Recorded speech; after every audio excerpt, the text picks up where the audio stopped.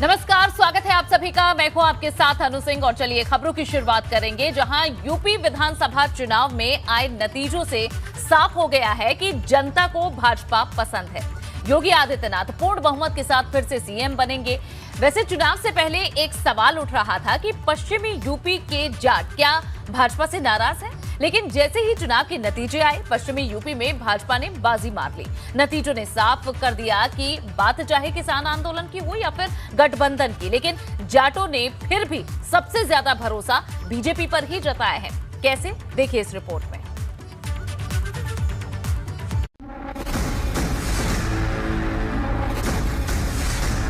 पश्चिम में भाजपा की बिसात, दिग्गजों के खट्टे हुए दांत। कैराना और कांधला को पश्चिमी उत्तर प्रदेश में कभी भूल नहीं सकता। उत्तर प्रदेश में खिला कमल, विपक्षी गठबंधन हुआ विफल। के बटन को ऐसा दबाओ कि भारतीय जनता पार्टी की जो चर्बी चढ़ रही है, सारे नेताओं की चर्बी उतार दो आप। सपा रालोद की जबरदस्त फील्डिंग, खेल न सके भाजपा की स्विंग। नवंबर 2020 में किसान आंदोलन से उठी चिंगारी को सियासी अंगीठी में डालकर सत्ता की मशाल जलाने का प्लान जो विपक्षी पार्टियां कर रही थी, वो चुनावों की तारीख से लेकर तीसरे चरण की वोटिंग तक स्वादिष्ट भोजन का ख्वाब देखती रही। 3 कृषि कानूनों को लेकर पश्चिम उत्तर प्रदेश में खास तौर से जाटों में बीजेपी के खिलाफ गुस्सा बढ़ता जा रहा था। 3 कृषि कानूनों की वापसी के बाद ये गुस्सा नाराजगी में बदल गया और इस नाराजगी को कैसे दूर करना था, ये बीजेपी के वरिष्ठ नेता बखूबी जानते थे। चुनावों की रफ्तार और जुबान की इस धार ने जाटलैंड में विपक्ष को आधार खोजने का साधन दे दिया था और उस खाई को पाटने का संकेत दिया जा रहा था जो पश्चिमी यूपी में सबसे बड़ी सियासी ताकत है, यानी कि जाट और मुस्लिम। 2013 के मुजफ्फरनगर दंगों के बाद से ही जहां परिस्थिति बदली हुई थी, लेकिन भाजपा ने एक ऐसा चक्रव्यूह रचा कि विपक्ष की सारी प्लानिंग धराशायी नजर आई। भाइयों बहनों, 2017 के पहले उत्तर प्रदेश मुख्यमंत्री के आवास में आपने देखा होगा, मुजफ्फरनगर के दंगाइयों को, सहारनपुर में दंगाइयों को बुला करके सम्मानित किया जाता था। लेकिन 2017 के बाद मुख्यमंत्री आवास में किसानों का सम्मान होता है और गुरुबाणी का पाठ होता है। यही अंतर है। 10 मार्च को जो नतीजे सामने आए वो बताने के लिए काफी है कि जाट और मुस्लिम आबादी को साथ लेकर चलने का ऐलान करने वाले सपा गठबंधन का भरोसे की गांठें कैसे खुल गई। मुख्यमंत्री जी कह रहे हैं कि गर्मी निकल जाएगी, आखिरकार वो ये क्यों इस्तेमाल कर रहे हैं? आज नौजवानों को नौकरी चाहिए, भर्ती निकले, जवानों को नौकरी मिले। एक के बाद एक बयान सामने आ रहे थे, लेकिन नतीजों ने साफ कर दिया कि बदली हुई स्थिति और विपरीत परिस्थिति में योगी आदित्यनाथ से लेकर गृह मंत्री अमित शाह के डोर टू डोर कैंपेन और रैलियों ने माहौल को बदल दिया। क्या भूले हैं क्या दंगे? जरा बोलिए जोर से, भूले हैं क्या? भूले हैं? नहीं तो फिर से अगर वो अकेले में गलती कर दी तो वही दंगे कराने वाले फिर से लखनऊ की गद्दी पर बैठ जाए।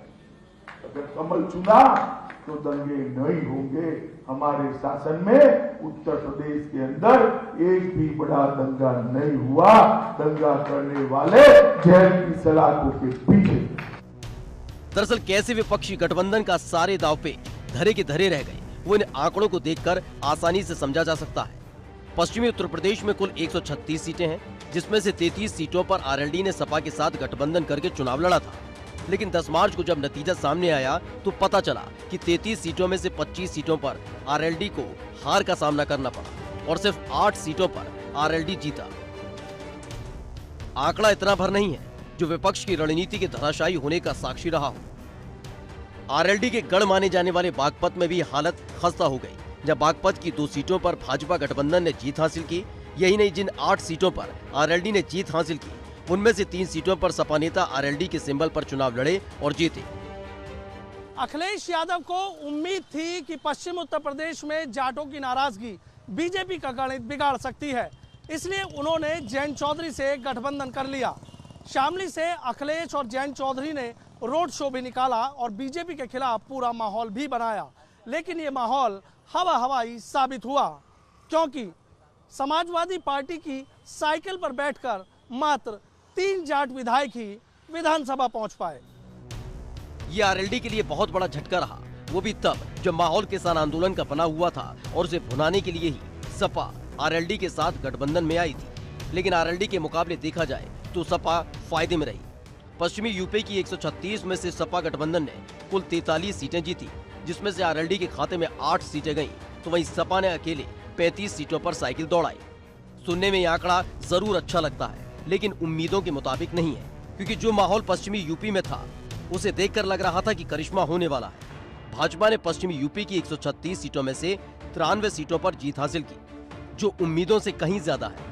और पश्चिमी यूपी में जो क्लीन स्वीप किया वो और भी चौंकाने वाला है, क्योंकि 9 जिलों में भाजपा ने विपक्षी गठबंधन का सफाया कर दिया। अब आपको सिलसिलेवार तरीके से बताते हैं कि वो कौन कौन से जिले हैं जहां विपक्षी एकता को भाजपा ने करारा झटका दिया और जाट लैंड में सेंध लगाई। गाजियाबाद की सभी 5 सीटों पर भाजपा जीती। गौतम बुद्ध नगर की सभी 3 सीटों पर भाजपा ने कब्जा किया। हापुड़ की सभी 3 सीटों पर खिला कमल, तो वहीं बुलंदशहर की सभी 7 सीटों पर भाजपा ने कब्जा किया। मथुरा की सभी 5 सीटों पर भाजपा काबिज हुई। आगरा की सभी 9 सीटों पर कमल खिला। अलीगढ़ की 7 सीटों पर भाजपा का कब्जा। एटा की सभी 4 सीटों पर कमल खिला।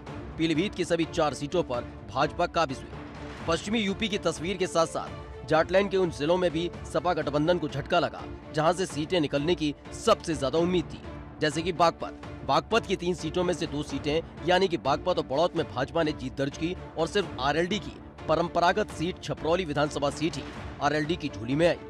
चुनावों से पहले जो माहौल बन रहा था वो चुनाव खत्म होते होते बदल चुका था और जिन जाटों को भाजपा से बहुत दूर बताया जा रहा था, उन्हीं जाटों ने दिल खोलकर भाजपा का साथ दिया और विपक्ष को करारा झटका।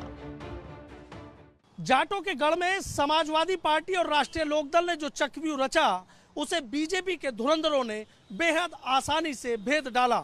सबसे ज्यादा जाट विधायकों को विधानसभा भेजकर बीजेपी ने यह साबित कर दिया कि पश्चिमी उत्तर प्रदेश की धरती पर आज भी उसका वर्चस्व कायम है और जयंत और अखिलेश की जोड़ी के बजाय आज भी मोदी और योगी की जोड़ी जाटों को बेहद पसंद है। वीडियो जर्नलिस्ट सत्येंद्र सिंह के साथ सनुज शर्मा, एबीपी गंगा, मेरठ। उधर यूपी विधानसभा चुनाव प्रचार में डिंपल यादव हिट रही। सपा प्रमुख अखिलेश यादव ने उन्हें आखिरी चरणों में मुश्किल सीटों पर प्रचार के लिए उतारकर सीटें अपनी झोली में डलवा ली। कौशाम्बी और जौनपुर में हुई जनसभाओं में सिर्फ 1 सीट ही भाजपा के खाते से जुड़ सकी है। चुनाव प्रचार के लिए डिंपल ने जहां भी चुनाव प्रचार किया, भीड़ उन्हें सुनने के लिए सभी सीटों पर इकट्ठा हुई। डिंपल यादव ने 5 सीटों पर प्रचार किया और 4 में सपा को जीत मिली है।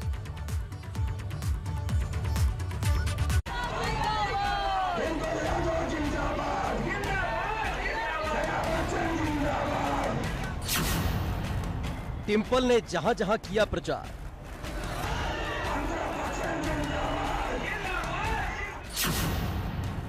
सपा को मिला बड़ा जनाधार।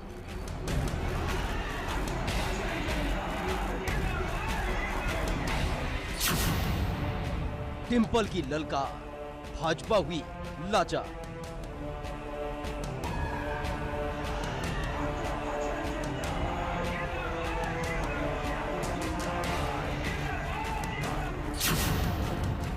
चुनाव में डिंपल का बजा डंका।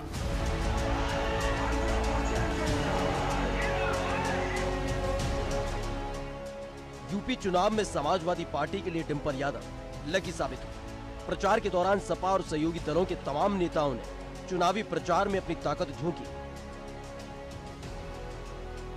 लेकिन अगर जादू किसी का चला तो वो रही डिंपल यादव। सपा प्रमुख अखिलेश यादव ने उन्हें आखिरी चरणों में मुश्किल सीटों पर प्रचार के लिए उतारकर सीटें अपनी झोली में डलवा ली।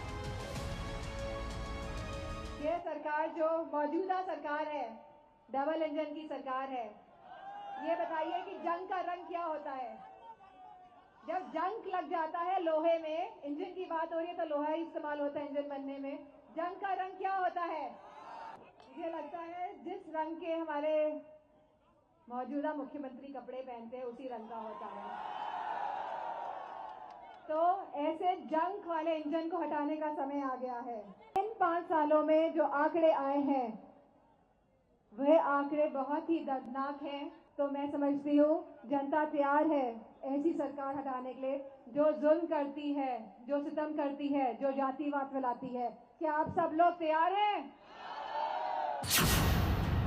25 फरवरी 2022, जगह सिराथू।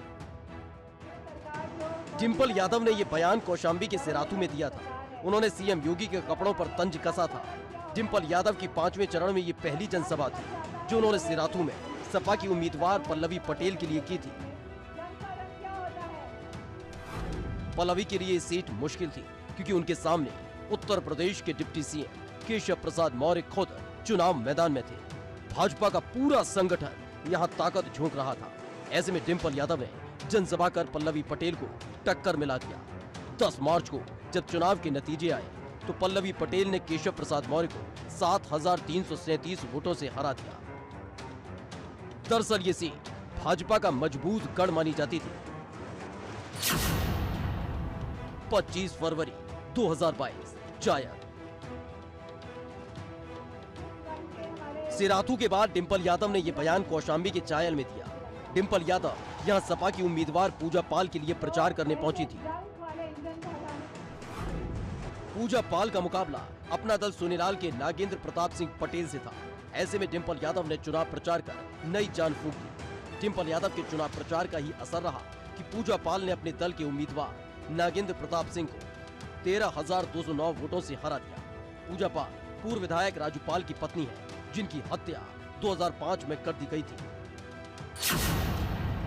25 फरवरी 2022, जगह मंझनपुर। कौशाम्बी जिले की मंझनपुर सीट पर साइकिल इतनी तेज रफ्तार से दौड़ी कि भाजपा उसकी रफ्तार के आगे कहीं नजर नहीं आई। इस सीट से समाजवादी पार्टी के प्रत्याशी इंद्रजीत सरोज चुनाव लड़ रहे थे, जबकि उनके सामने भाजपा के लाल बहादुर चुनाव मैदान में थे। डिंपल यादव ने यहां इंद्रजीत सरोज के लिए सिर्फ एक जनसभा कर बाजी को पलट दिया। इसका नतीजा ये रहा कि इंद्रजीत सरोज ने भाजपा के लाल बहादुर को 23,878 वोटों के बड़े अंतर से हरा दिया। डिंपल यादव के चुनाव के बाद इस सीट पर सपा अपनी लाज बचा सकी। 26 फरवरी 2022, जगह मछली शहर। जौनपुर की मछली शहर सीट भी सपा के लिए चुनौती बन गई थी, क्योंकि सपा ने अपने विधायक का टिकट काटकर डॉक्टर रागनी सोनकर को अपना उम्मीदवार बनाया। ऐसे में सीट पर डिंपल यादव चुनाव करने पहुंची। सपा का ये दाव हिट रहा। चुनाव में बाजी समाजवादी पार्टी की उम्मीदवार रागनी सोनकर ने मारी। उन्होंने भाजपा उम्मीदवार मिहिलाल को 8,484 वोटों से हरा दिया। दरअसल सपा के राष्ट्रीय अध्यक्ष अखिलेश यादव ने शुरुआती चरणों में प्रचार का जिम्मा संभाल रखा था। इन चरणों में अखिलेश यादव ने जयंत चौधरी, स्वामी प्रसाद मौर्य, ओम प्रकाश राजभर और शिवपाल यादव को साथ रखकर प्रचार किया। करहल, मैनपुरी, इटावा में मुलायम सिंह यादव से भी सभा कराई गई, लेकिन जैसे ही पूर्वांचल की बारी आई, डिंपल यादव को चुनाव प्रचार की कमान दे दी गई। ऐसे में जहां जहां उन्होंने प्रचार किया, 80% सीटें सपा को ही मिली। यानी चुनाव प्रचार में डिंपल यादव का जमकर डंका बजा और चुनाव प्रचार में वो हिट रही। Bureau report, ABP Ganga. जहां यूपी का चुनाव तो हो चुका है, भाजपा ने सभी पार्टियों को धूल चटाने में बाजी भी मार ली है, लेकिन अब चुनाव से जुड़ी एक चौंकाने वाली रिपोर्ट सामने आई है। विधानसभा में इस बार करोड़पति विधायकों की संख्या बढ़ गई है। इसमें कुछ विधायक ऐसे हैं जिनकी संपत्ति 2 से 5 करोड़ रुपए के बीच में है, तो कई विधायक 5 करोड़ से ज्यादा संपत्ति के मालिक भी हैं। राजनीतिक हस्तियों का लेखा जोखा तैयार करने वाली एसोसिएशन फॉर डेमोक्रेटिक रिफॉर्म ने एक रिपोर्ट जारी की है, जिसमें धन कुबेर विधायकों का बोलबाला है।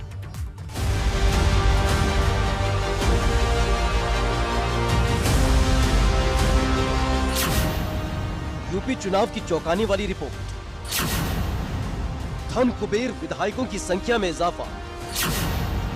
करोड़पति विधायक करेंगे गरीबों की बात। यूपी के नए विधायकों का रिपोर्ट कार्ड। यूपी विधानसभा चुनाव में सभी दलों ने ऐसे लोगों को भोले दिल से टिकट बांटे जो धन कुबेर थे। ऐसे उम्मीदवारों को विधानसभा पहुंचाने में जनता ने भी संकोच नहीं किया। अब इन विधायकों पर एक चौंकाने वाली रिपोर्ट सामने आई है। Uttar Pradesh election watch association for democratic की रिपोर्ट के मुताबिक इस बार 11% ज्यादा उम्मीदवार करोड़पति चुने गए। रिपोर्ट के मुताबिक चुनावी जंग जीतने वाले 403 विधायकों में से 366 यानी कि 91% करोड़पति हैं।